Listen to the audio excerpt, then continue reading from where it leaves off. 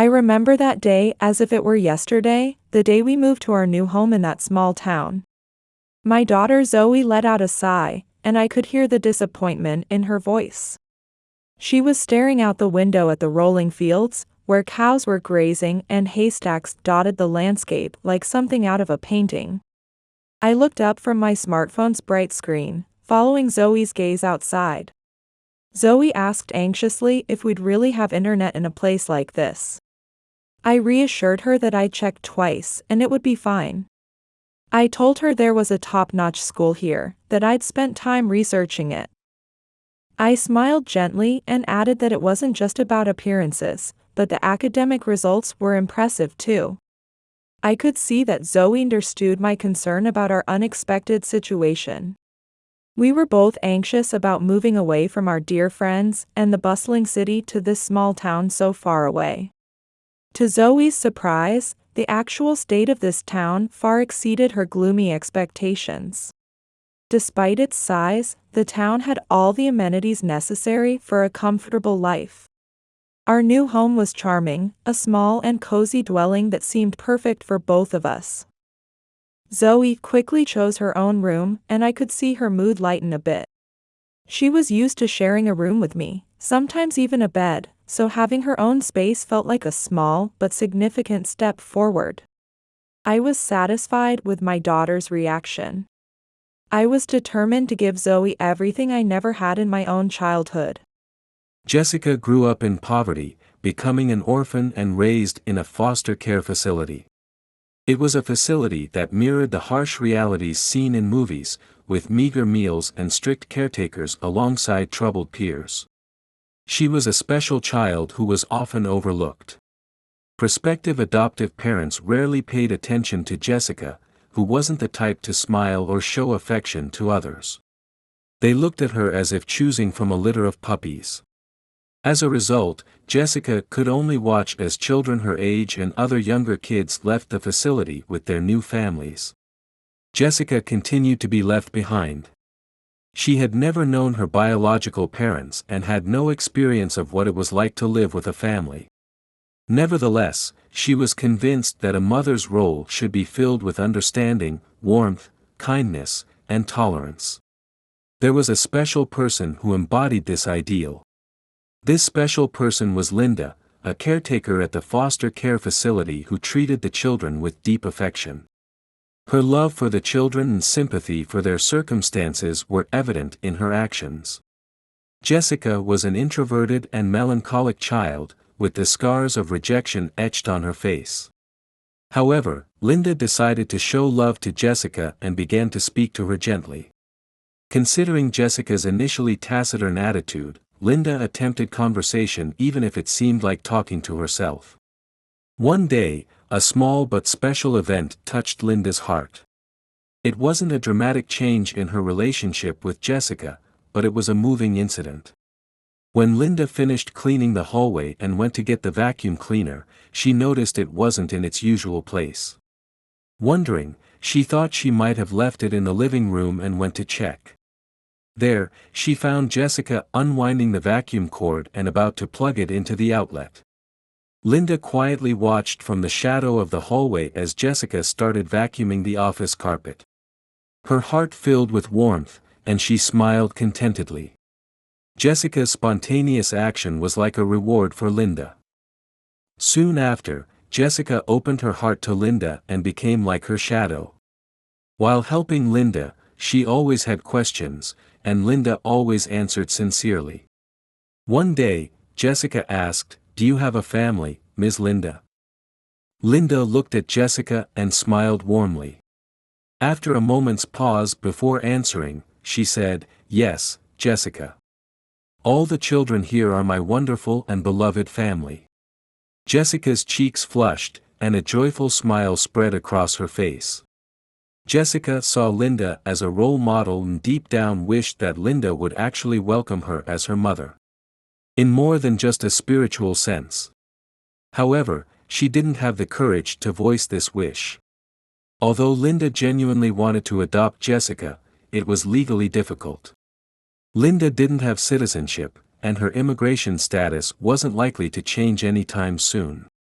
As the years passed, Jessica grew up in the same challenging environment.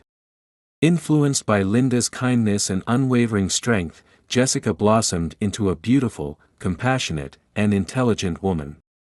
She dreamed of becoming a doctor. After graduating high school, Jessica was accepted into a prestigious university. She excelled in her studies and successfully graduated from college.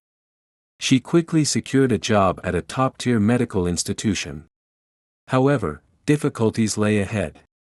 After completing her studies, Jessica met Samuel, and they fell deeply in love. Their love resulted in an unexpected pregnancy, leaving them bewildered and frightened.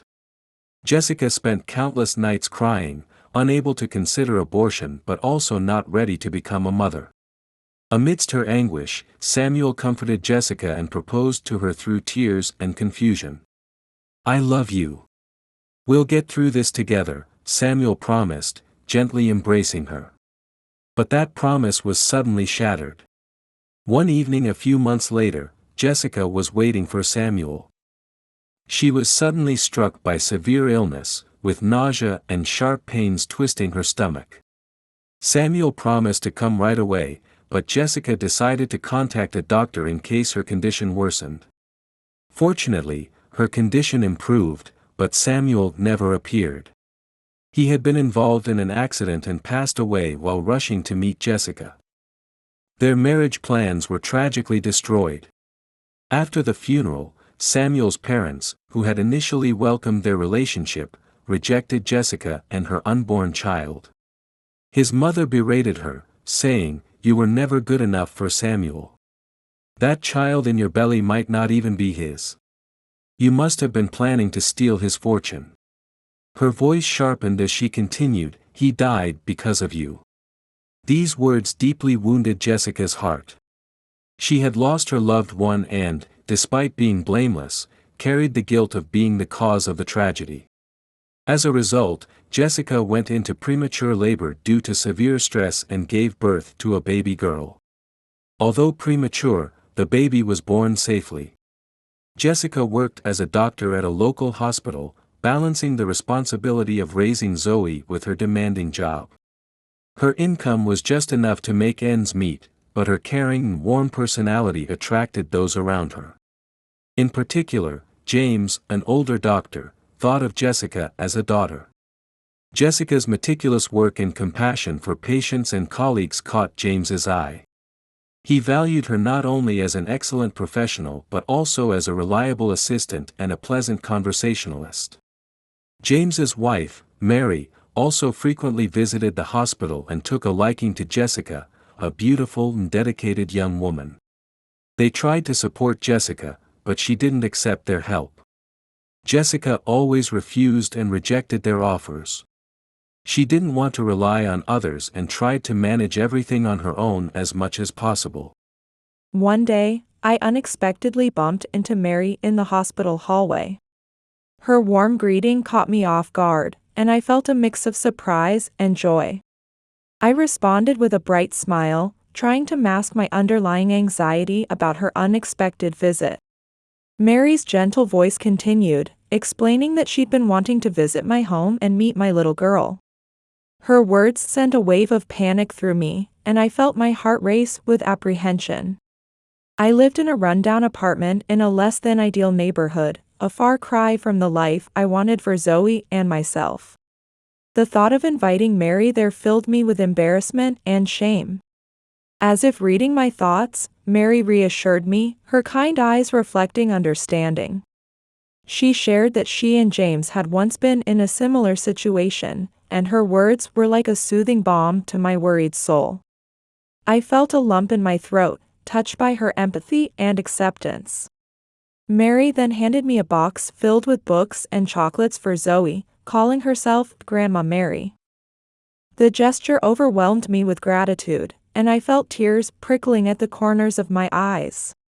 I thanked her profusely, my voice thick with emotion.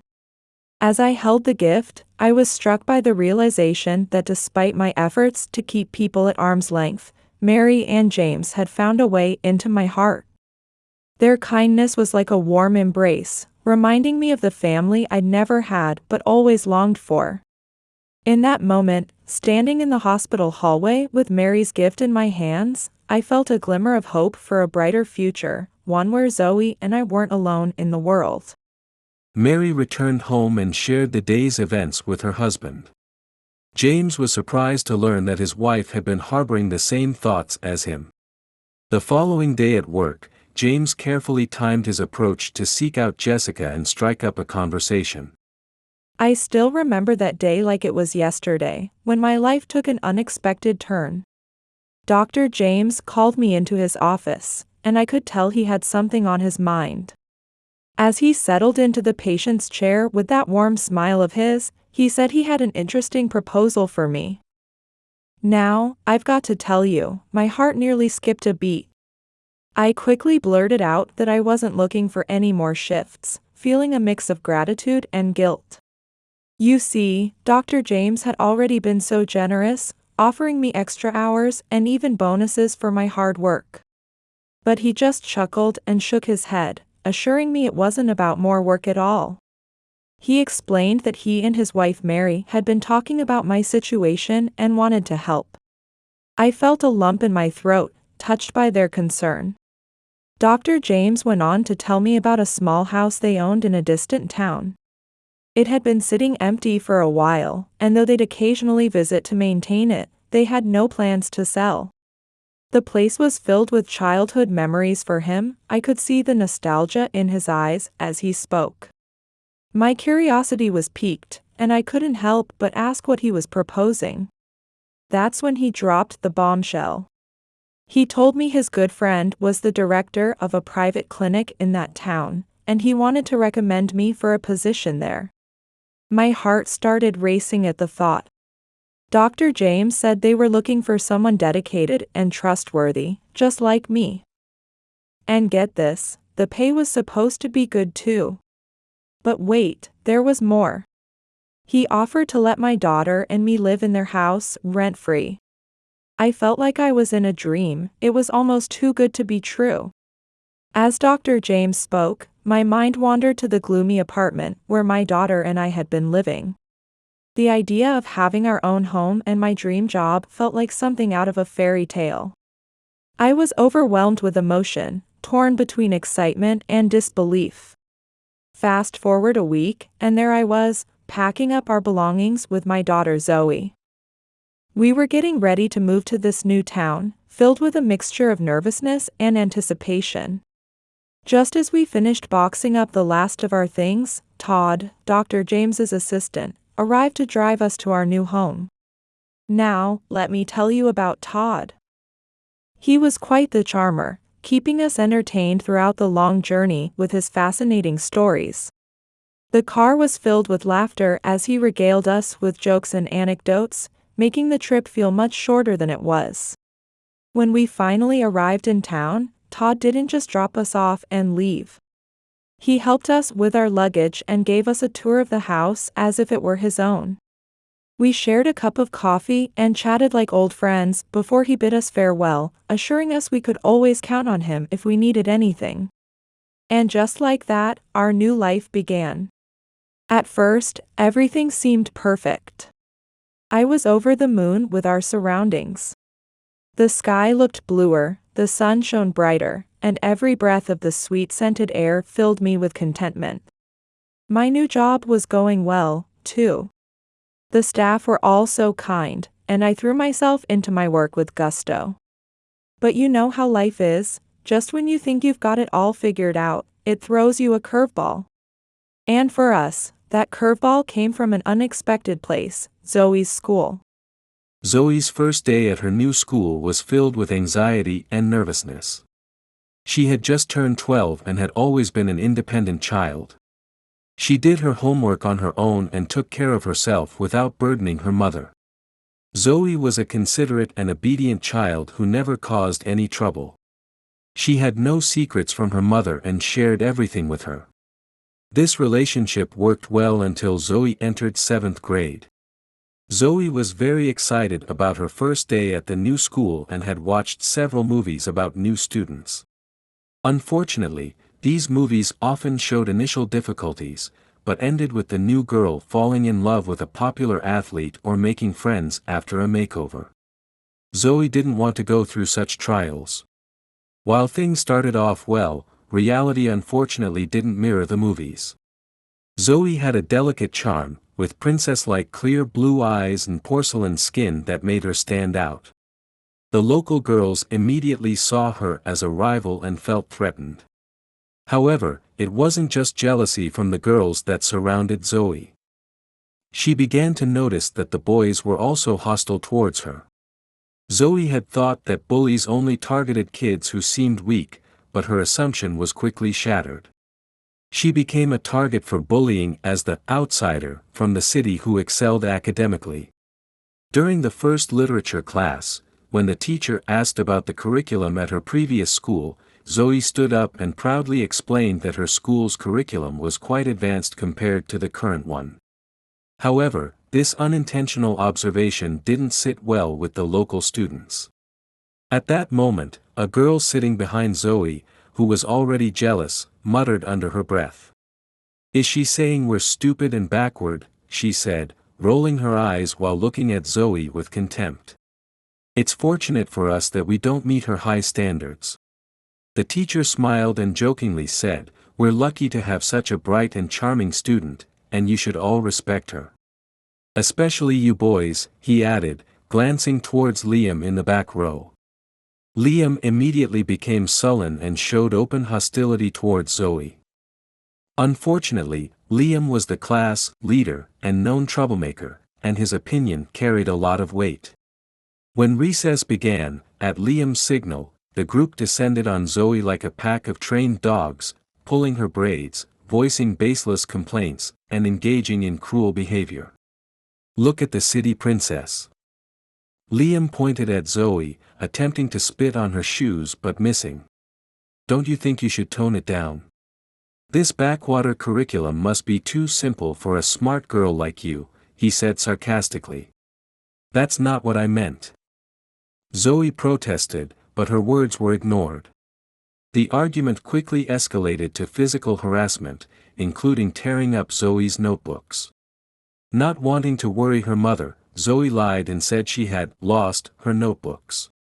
After enduring constant bullying for 2 months during class breaks, Zoe eventually. She started pretending to be sick.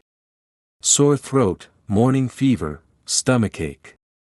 I never thought I'd miss the signs, being a doctor and all.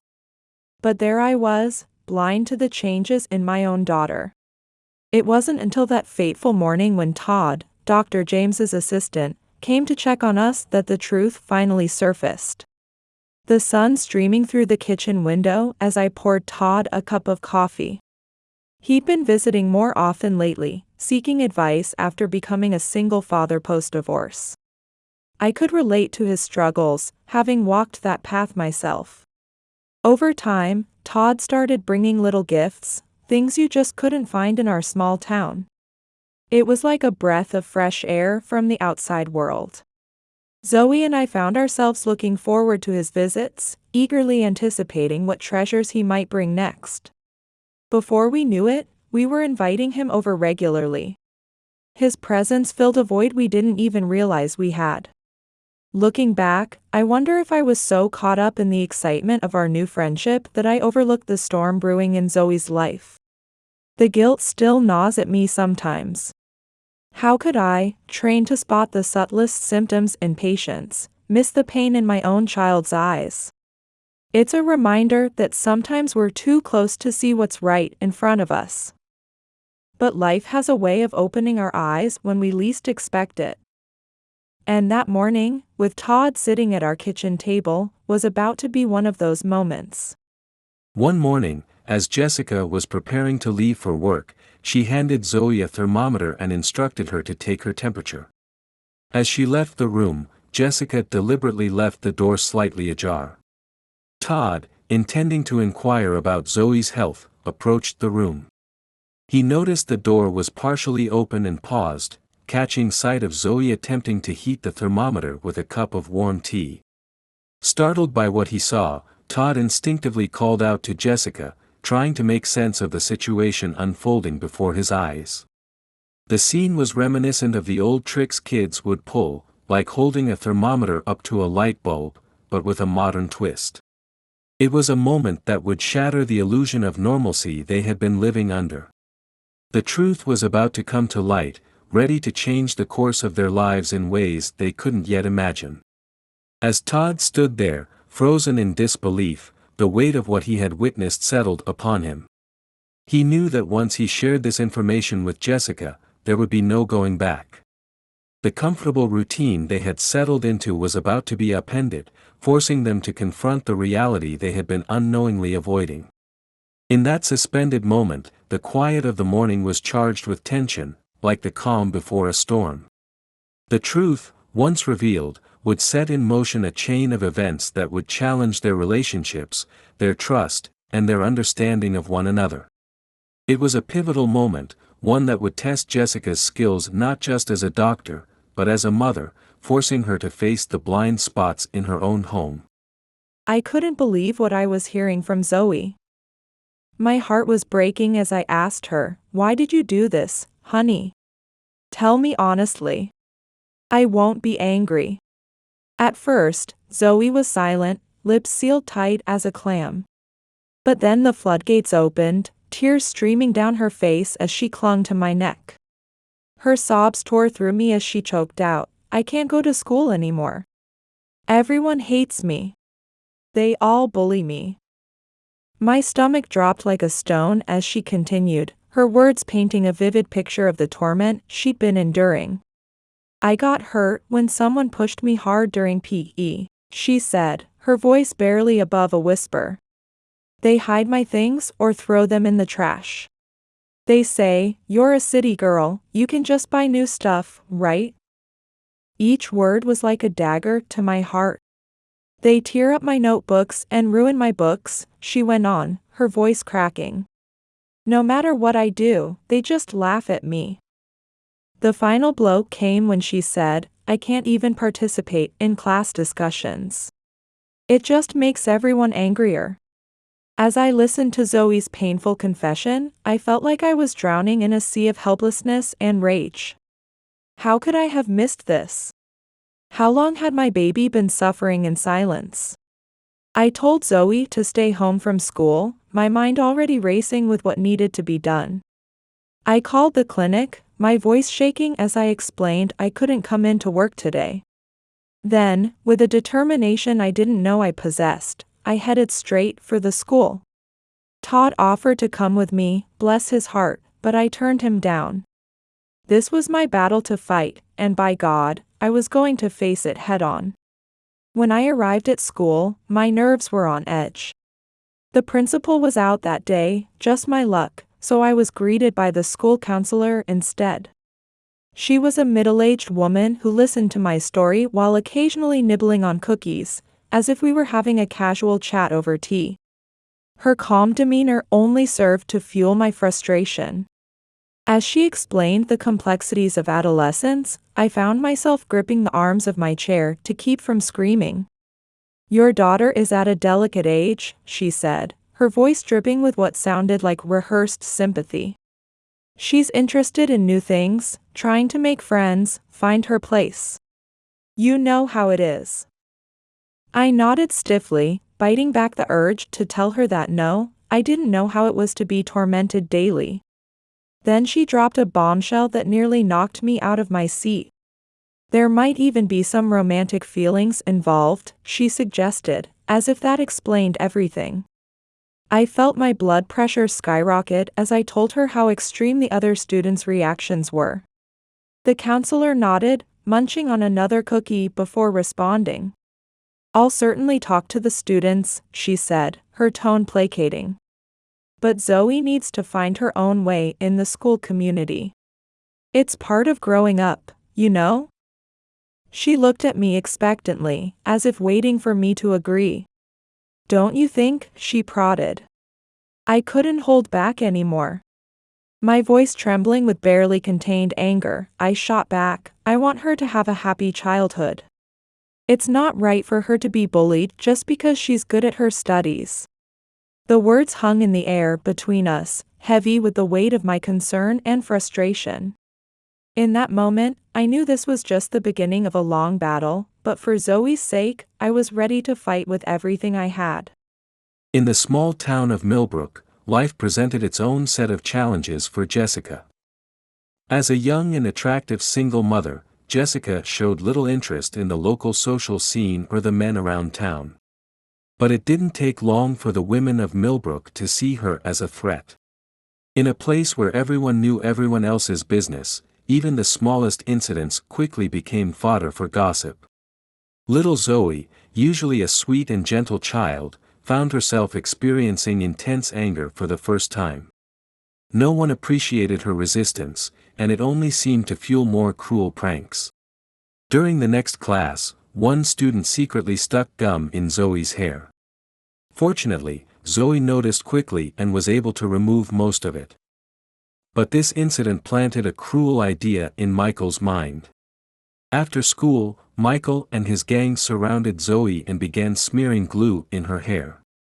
The quiet streets of Millbrook, usually filled with the cheerful chatter of children heading home, now echoed with Zoe's distressed cries. As the golden afternoon sun cast long shadows across the sidewalks, Jessica remained unaware of the torment her daughter was enduring just a few blocks away. The scene unfolding was a stark contrast to the picturesque charm that had initially drawn Jessica to this seemingly idyllic town. Little did she know that beneath the surface of friendly smiles and quaint shop fronts, a current of small-town prejudice and childhood cruelty was swirling, threatening to upend the peaceful life she had hoped to build for herself and Zoe. I came home that day, and what I saw just broke my heart. There was my little Zoe, crying her eyes out in the bathroom. Her beautiful long hair, oh how it was all tangled and matted from trying to wash out that awful mess. And on the right side of her head, I could see glue, sticky and thick, all the way down to the roots. I held my baby girl close, trying to comfort her, feeling her body shake with sobs against mine.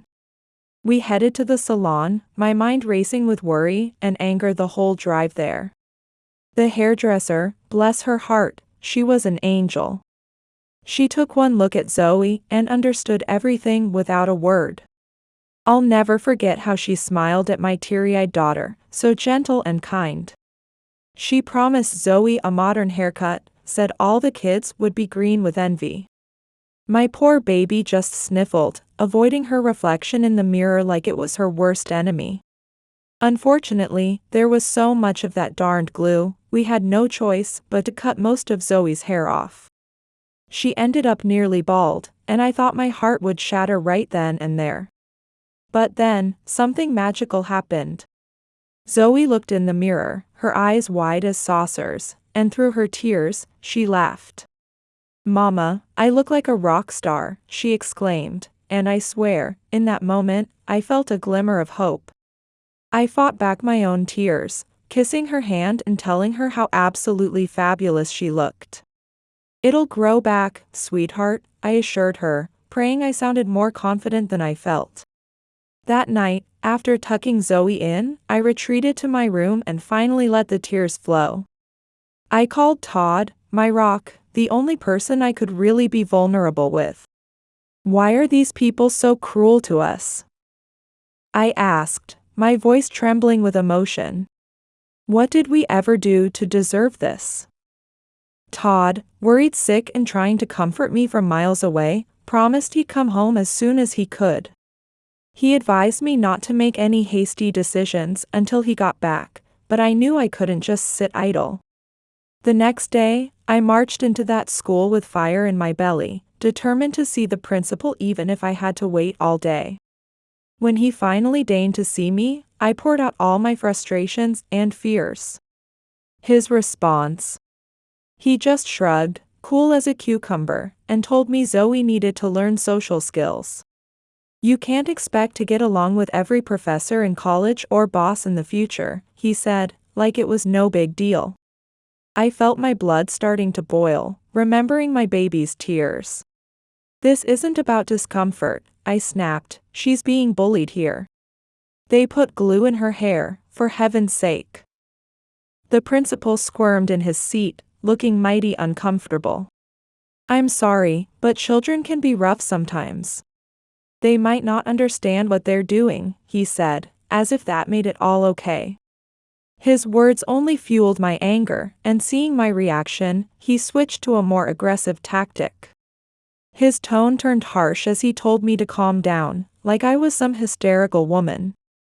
You think you're better than everyone here because you're from the big city, he accused. That attitude won't fly around here. I was stunned by his words, my eyes darting to his desk where I spotted a tube of glue. Before he could react, I grabbed it and squeezed it all over his head. What are you doing, you crazy woman? He yelled, jumping up from his chair. This is what hysterical people do, isn't it? I shot back, tossing the empty tube on his desk. It's just glue in your hair. A little water or alcohol will wash it right out. My daughter wasn't so lucky. The silence that followed was deafening, thick with tension you could cut with a knife. I stood there, heart pounding, wondering what on earth I'd just done, but knowing I couldn't take it back now. I stood there, frozen in place, staring at the principal.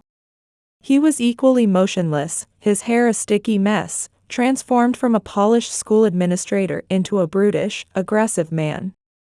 His angry words echoed throughout the room.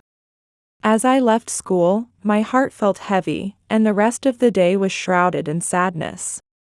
I couldn't shake the feeling that we might have to return to our old town, the thought weighing on me like an anchor. In that moment, I made the decision to transfer Zoe to a different school. How could I trust a place where even the teachers and principal showed such chaos? My dark thoughts were interrupted by a knock on the clinic door, pulling me back to reality. There, at the entrance, was a tall man holding a bouquet of flowers, standing next to a dark-colored family car. My heart leaped with joy as I recognized Todd, and I rushed to him, feeling a wave of relief wash over me. Our relationship had clearly deepened beyond mere friendship, and I felt a warmth spread through me at the sight of him. On the way home, I poured out the day's tumultuous events to Todd, my words tumbling out like a rushing river.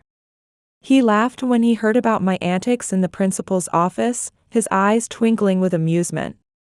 Well, that's quite the tale, he chuckled, but I couldn't share his lightness. I feel like I've completely torpedoed our peaceful life here, I confessed, my voice tight with worry. And I'm terrified about Zoe's future, but I can't bear the thought of leaving her in that place either. Todd's face softened, and he assured me that everything would work out, a mischievous smile playing on his lips. The weekend's almost here, he said, and I wondered what he could be planning. As we drove, my mind raced with possibilities, trying to guess how Todd intended to solve our problems. He was a wonderfully caring man, but his role as James' assistant wasn't exactly a magic wand for fixing my mess. When we arrived home, we found Zoe waiting for us with a surprise visitor. There was a little girl with dark hair who looked like a miniature version of Todd. Todd explained that he'd brought his daughter along, leaving little Emma with Zoe before coming to pick me up. He expressed his hope that everything would work out, his smile widening as he saw my face light up.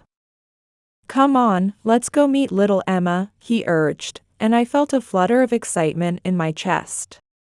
Zoe and Emma hit it off immediately, chattering away over a wonderful dinner like old friends. The next day, Emma insisted that Zoe needed some time to relax and invited us into the city. Todd casually mentioned that his parents had invited us for dinner, adding with a laugh that they were eager to meet the woman who always put a smile on his face. That Saturday unfolded seamlessly, living up to all our expectations and more. We spent an exhilarating day shopping, watching movies, strolling through a quiet park, and visiting museums before finally returning home. As we approached our door, we found a couple waiting to greet us, and my breath caught in my throat. Hello, Jessica, my former boss greeted me, his gaze shifting to the beautiful blonde girl beside me. He asked who this lovely young lady was, wondering if she was my daughter Zoe. Without hesitation, Zoe stepped forward, extending her hand affectionately and politely, her poise impressing me once again. I'll never forget the warmth of Mary's embrace as she told me how glad she was to see me after so long. Her words about Todd finally deciding to bring me there, and how she'd been longing to meet me, touched my heart deeply. As I watched Zoe comfortably blend into the warm atmosphere, I responded politely, feeling a sense of belonging I hadn't experienced in years. Todd's explanation about his delayed introduction of me, citing his father's concerns and his own loss of timing, caught me off guard. I'm truly surprised, but it's okay, I said with a smile, resting my head on Todd's shoulder, feeling a surge of affection. I expressed my joy at meeting his parents, noting how wonderful they were and how lucky he was. As Todd acknowledged my words, I sensed a hint of unease, remembering my own lack of parents. He swallowed hard before simply agreeing that his parents were indeed wonderful. Feeling a rush of excitement, I told Todd there was someone else who would be thrilled about our situation. His surprise and eagerness were palpable as he asked who it could be. I paused for a moment, a mysterious expression playing on my face. Can you take me somewhere right now? I asked, my heart racing with anticipation. Todd nodded, saying of course, and made a quick phone call. Without another word, we set off to visit someone very special to me, the anticipation building with every mile. After a gentle knock, the door opened to reveal a woman whose surprise was evident on her face. Hello, Linda, I greeted the elderly woman politely, planting a gentle kiss on her cheek. I apologized for the late visit, explaining that I couldn't wait until the next day to share the news. With a wink, I introduced Todd, saying, "This is my mother." Linda's somber expression transformed into a vibrant, colorful display of emotion at my words. She embraced me long and lovingly, then looked up to meet Todd's eyes with a warm smile. "It's wonderful to meet you. You're truly fortunate," she told him, her voice filled with genuine warmth. Todd's heartfelt response, noting that she was the second person to say that to him today, brought tears to my eyes. That night was filled with cherished memories, shared tears, and laughter, creating a special, unforgettable moment for all of us. It was as if by magic that Zoe's and my life changed in a single night, thanks to the depth of Todd's love and the reunion with a mother figure I hadn't seen in so long. The weekend was so filled with joy that the approach of Monday didn't seem as gloomy as it usually did. As the new week began, it unfolded in ways I never could have predicted. Zoe headed to school that morning, anxiety still lingering in her eyes, and I couldn't help but worry about her. My concerns were abruptly interrupted by a sudden knock, revealing a pale-faced nurse at the door who urgently informed me of a critically ill child, possibly suffering from some kind of poisoning. In an instant, I switched gears, springing into action with the efficiency that comes from years of experience. On the examination table lay a child in a semi-conscious state, and as I looked closer, I recognized the pale face as Liam's. Next to him was a woman, presumably his mother, in a state of hysteria that reminded me of my own fears for Zoe. The strong odor clinging to the child's clothes indicated inhalation poisoning, a chilling reminder of the dangers lurking in our community. I began treating the child, my hands moving almost automatically as my mind raced with concern and determination. 30 minutes later, Liam was sleeping peacefully in a hospital bed, out of danger, while his mother tearfully expressed her deep gratitude. "Don't worry, he's going to be fine now," I reassured her, feeling a wave of relief wash over me. I added, perhaps overstepping but feeling compelled to speak, "If I may suggest, it might be wise to have a serious talk with him about the risks of unknown substances and unreliable sources. The sooner, the better." As I spoke those words, I couldn't help but think of Zoe, silently vowing to have a similar conversation with her that very evening. Later that day, Jessica was called to attend to another patient. Before she could resume her conversation, Liam had returned to school. Following his parents' instructions, he apologized to Zoe in front of the entire class. At first, Zoe found it difficult to forgive him. However, she possessed the same compassion and kindness as her mother. She harbored no resentment towards her classmates. Zoe understood that every challenge presented an opportunity for growth. She learned that her new hairstyle and this difficult experience could lead to new friendships. So, she forgave Liam and treated him with kindness. Gradually, the other students in the class began to follow suit. They realized that Zoe wasn't the unexpectedly arrogant person they had assumed her to be, but quite the opposite. Liam began to recognize Zoe's true nature and tried to help her when she faced difficulties. Without realizing it, his own character started to improve. As time passed, they transitioned from mere acquaintances to close friends. As I settled into my new life, I found myself surprised by how quickly this once alien environment was becoming my home. The transformation was as unexpected as finding a blooming flower in the desert, yet just as beautiful. Liam's parents, their faces etched with a mixture of gratitude and remorse, approached me one day. Their eyes brimming with tears, they expressed their eternal gratitude for saving their son's life. I could feel the weight of their words, heavy with sincerity and emotion.